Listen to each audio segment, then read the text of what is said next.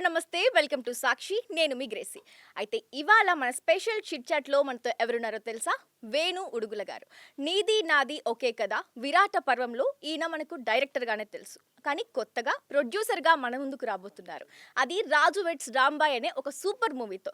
Already ఆ trailer చూసాం, songs చూసాం. దానికి మీ నుంచి మంచి రెస్పాన్స్ కూడా వచ్చింది. మరి ఆ మూవీకి సంబంధించి మరిన్ని అప్డేట్స్, దాని గురించిన స్పెషల్ డీటెయిల్స్‌తో ఇవాళ మనతో వేణు గారున్నారు. మరి ఆయన తెలుసుకొని మిగతా వివరాలు తెలుసుకునే ప్రయత్నం చేద్దాం. Hi sir. Hi. Hi. Sir first of all congrats. ఎందుకంటే ట్రైలర్‌కి కానీ, ఇప్పటి వరకు రిలీజ్ అయిన సాంగ్‌కి కానీ చాలా మంచి రెస్పాన్స్ వస్తోంది. సో మీకెలా అనిపిస్తోంది రెస్పాన్స్ చూసి?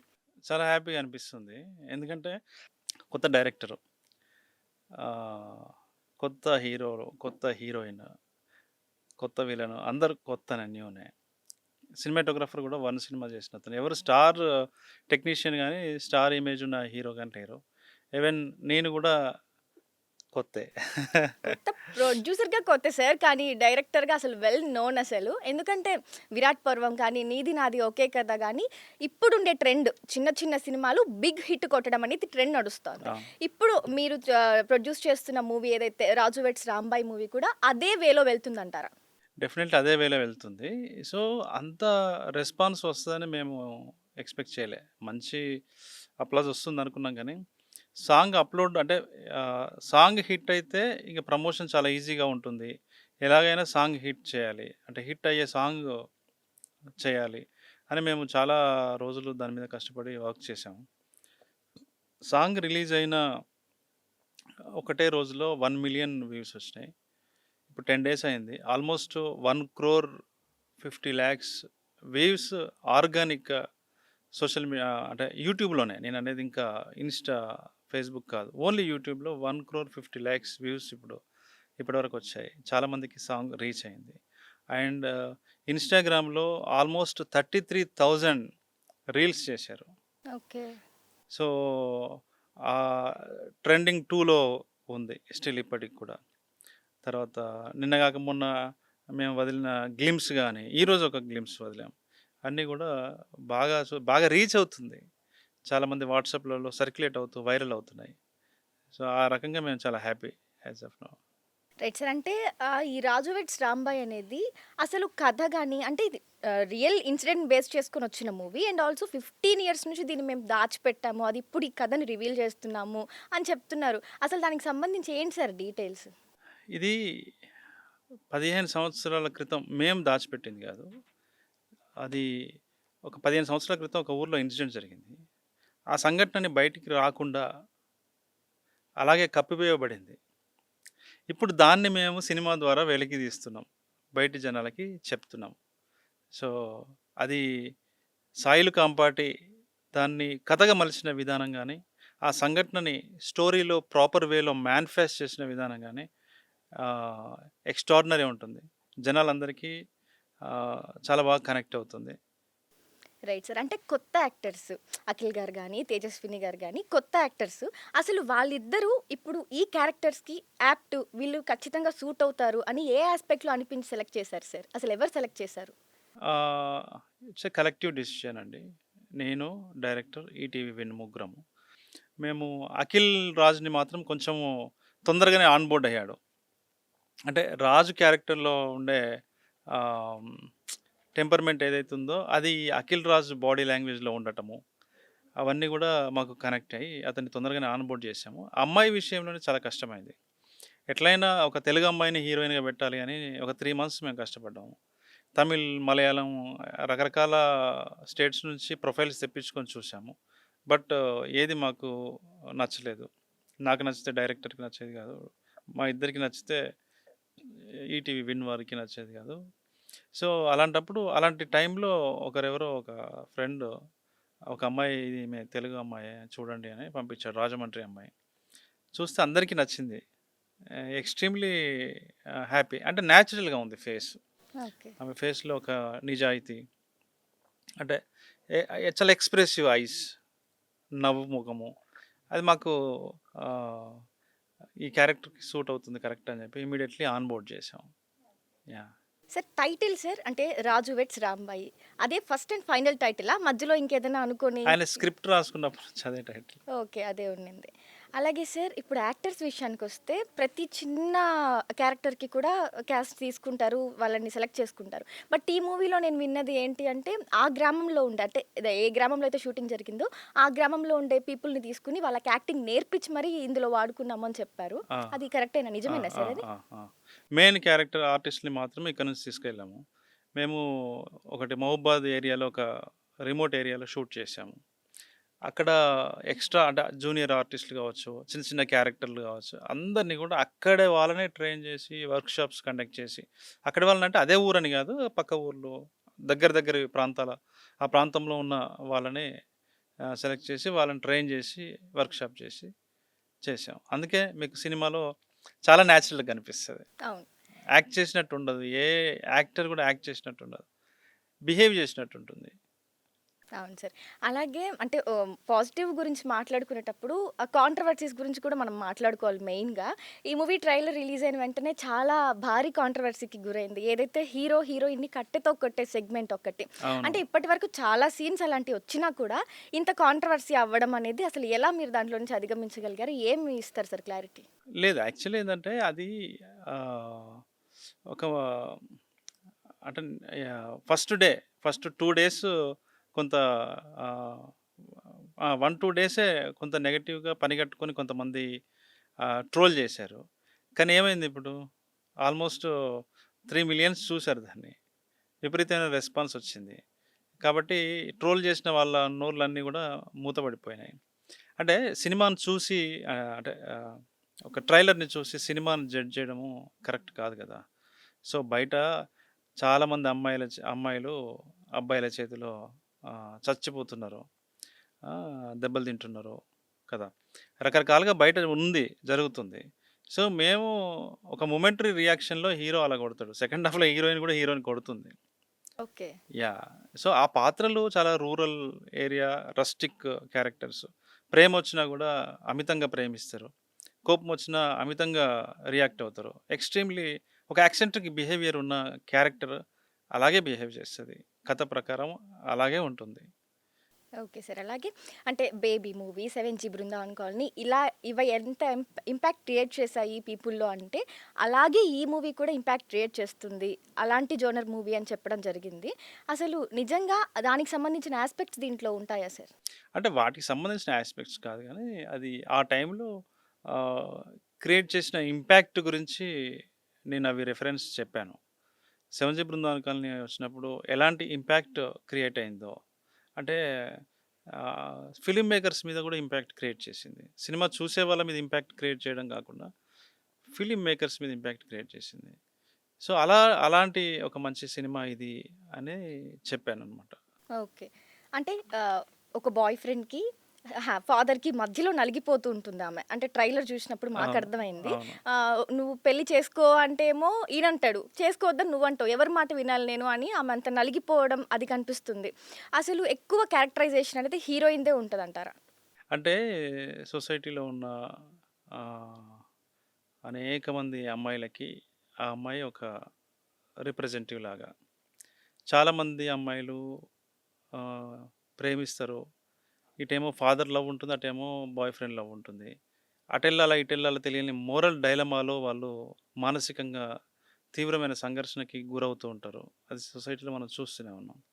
సో, అలాంటి ఒక అలాంటి అందరి ఆహ్, అమ్మాయిల్ని రిప్రజెంట్ చేసే ఒక క్యారెక్టర్ ఇది. రైట్. అంటే అమ్మాయి కూడా కాదు సార్. అబ్బాయికి కూడా. అంత సైకోపాత్ లవ్ అంటే ఆ అబ్బాయిది అందులో. నేనే ప్రేమించాలి, నేను ప్రేమించినట్టు నిన్ను ఇంకెవరు ప్రేమించకూడదు అంటే ఇప్పుడుండే జనరేషన్ అబ్బాయిలకు కూడా కనెక్ట్ అవుద్దంటారా అట్లా? అలాగే ఉన్నారు గదా! సో, పొసెసివ్‌నెస్‌గా ఉంటుంది. పొసెసివ్ అది ఉంటుంది. కొంత టాక్సిక్ అది ఉంటుంది. ఇంతకుముందు ఎందుకింత టాక్సిక్ అది లేదు అనంటే, ఇప్పుడంతా లిబరేషన్ టైంలో మనమున్నాం. లిబరేషన్ ఉంది. ఇన్‌స్టాలో ఇప్పుడు ఇంతకుముందు ఎవరన్నా అమ్మాయి బాయ్ ఫ్రెండ్ ఉంటే, బాయ్ ఫ్రెండ్ బైక్ మాత్రమే ఎక్కేది. ఇప్పుడు ఎవరి బండెక్కినా ర్యాపిడ్ అంటే చెప్తే అయిపోతది. ర్యాపిడో వాడంటే అయిపోతది. So, excuses. అబ్బాయిలు చాలా సంవత్సరాలుగా డీఎన్ఏలో ఒక ప్రోగ్రామింగ్ అవుతూ వస్తూ ఉంది గదా! అంటే ఒక ఆ!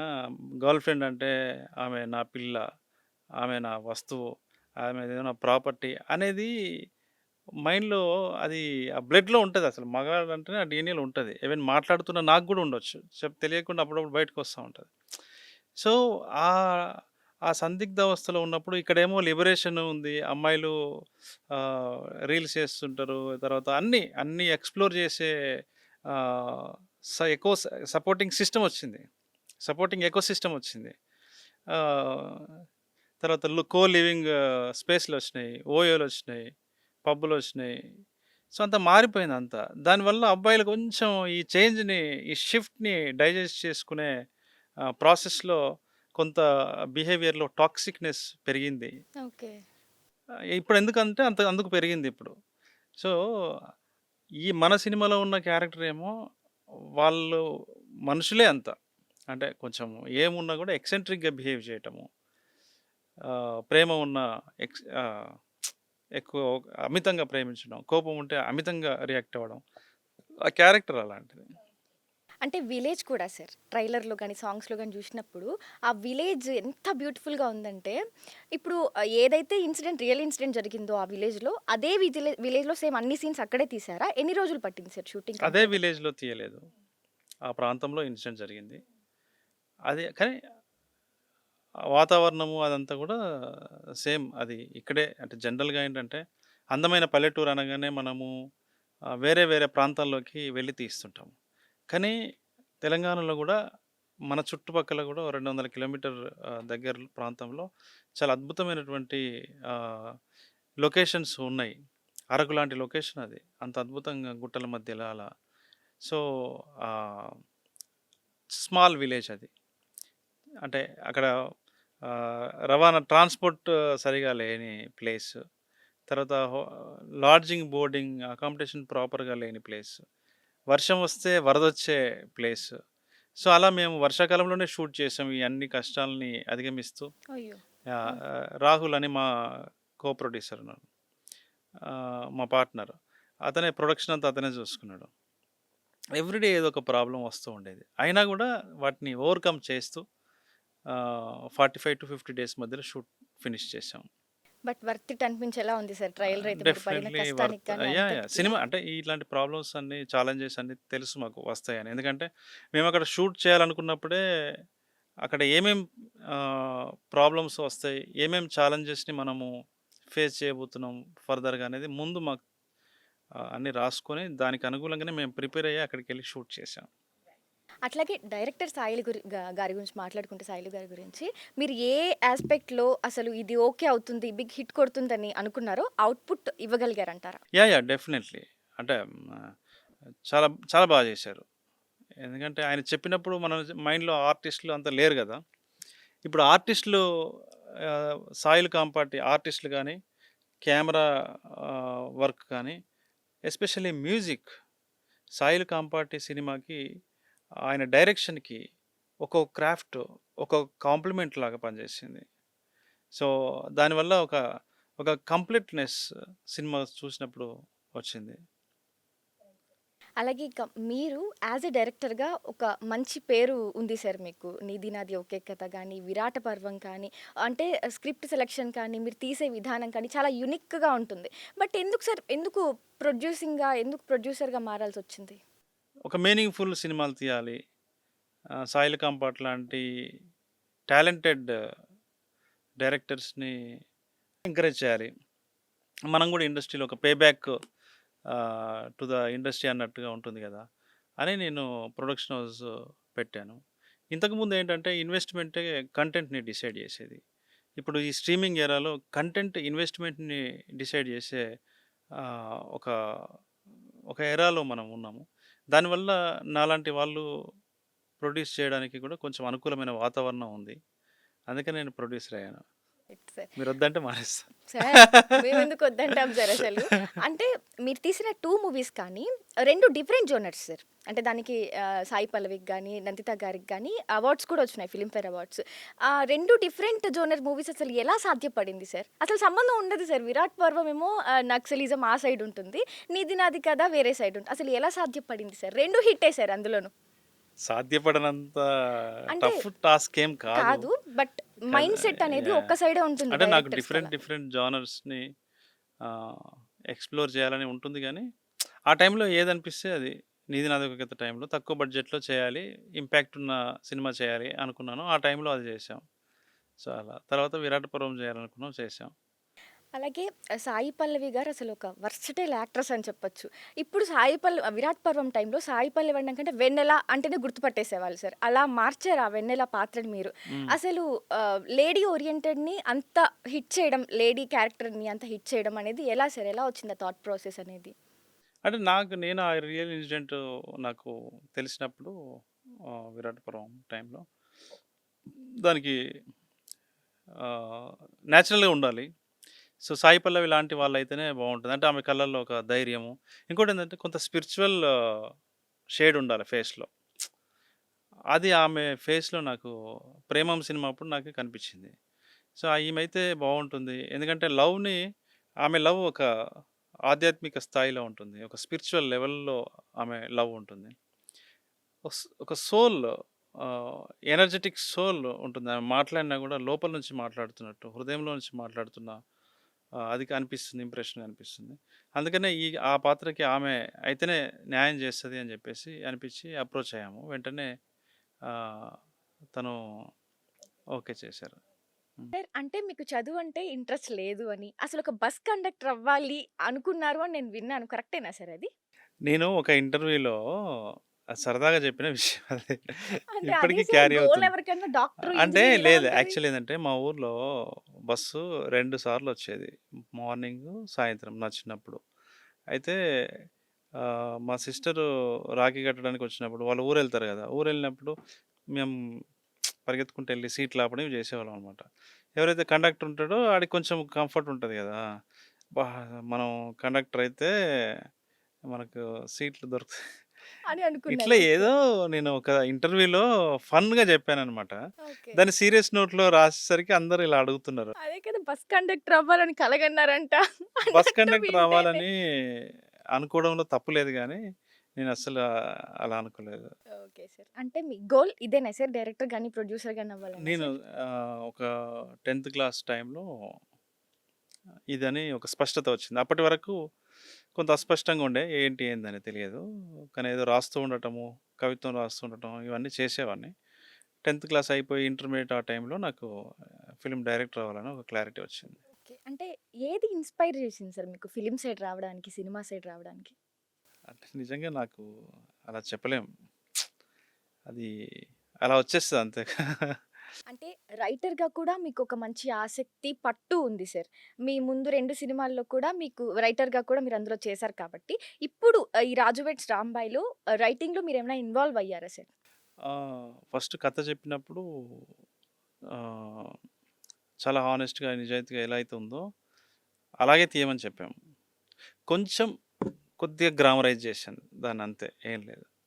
కొన్ని క్యారెక్టర్స్, థీమ్స్, ఆ క్యారెక్టర్ ఆర్క్స్ అవి ప్రాపర్‌గా ఉన్నాయా లేవా మేము చెక్ చేసుకున్నాం తప్ప, పనిగట్టుకొని నేను రాసిందేం లేదు. Production, direction. అసలు ఈ రెండిటికి డిఫరెన్స్ ఏంటి సార్? మీకెలా అనిపిస్తోంది? ఏది బెటర్ అనిపిస్తుంది అది కూడా చెప్పండి? అంటే డైరెక్షన్‌లో ఉన్నప్పుడు మనము ప్రొడక్షన్ హౌస్‌ని నాకు ఇది గావాలి, నాకు ఆ క్రేన్ గావాలి, లేపోతే ఈ జిమ్మీ జిప్ ఎక్విప్‌మెంట్ గావాలి, ఆ కెమెరా గావాలి, ఈ కెమెరా గావాలి, ఆ సెట్ గావాలి, ఈ సెట్ గావాలని మనం ఆర్డర్‌లేసిన దగ్గర నుంచి వేరే వాళ్ళు మనల్ని అప్పుడు ఇప్పుడు చెప్తే ఎందుకు ఇవన్నీ అవసరం ఏముంది అనుకుంటారేమో ప్రొడ్యూసర్‌గా ఉన్నప్పుడు. అవును. అయితే నాకు డైరెక్షనే ఈజీ గానీ, ప్రొడక్షన్ ఇట్లా చేయటం వల్ల ఏందంటే ఒక రెస్పెక్ట్ పెరిగింది ప్రొడ్యూసర్స్ మీద. ఎంత స్ట్రెయిన్ ఉంటది, ఎంత స్ట్రెస్ ఉంటది అనేది. కాబట్టి డెఫినెట్‌లీ అల్టిమేట్ నా మెయిన్ ఎక్స్‌ప్రెషనే సినిమా, మెయిన్ ఎక్స్‌ప్రెషన్ డైరెక్షన్ గాబట్టి ఆహ్, డైరెక్షనే ఇష్టం నాకు ప్రొడ్యూస్ జేయడం కంటే. మీరు లిటరేచర్‌లో రీసెర్చ్ చేస్తారు కదా సార్! అది అసలు మూవీస్‌కి ఎలా యూజ్ అవుతది సార్? లిటరేచర్‌లో ఏ కథకైనా గూడా ఆహ్, రీసెర్చ్ అనేది చాలా ఇంపార్టెంట్. కొంతమంది కథ రాసాక రీసెర్చ్ చేస్తారు. కొందరు రీసెర్చ్ చేశాక కథ రాస్తారు. సో, అది ఏది ఎలా చేసినా గూడా కథకి ఒక ఆథెంటిసిటీ తీసుకురావడానికి రీసెర్చ్ పనికొస్తుంది. యాహ్! Right sir. అంటే మీరు ప్రొడ్యూసర్‌గా డెబ్యూట్ మూవీ 'రాజు వెడ్స్ రాంబాయే' ఎందుకు? ఏం ఇన్‌స్పైర్ చేసింది?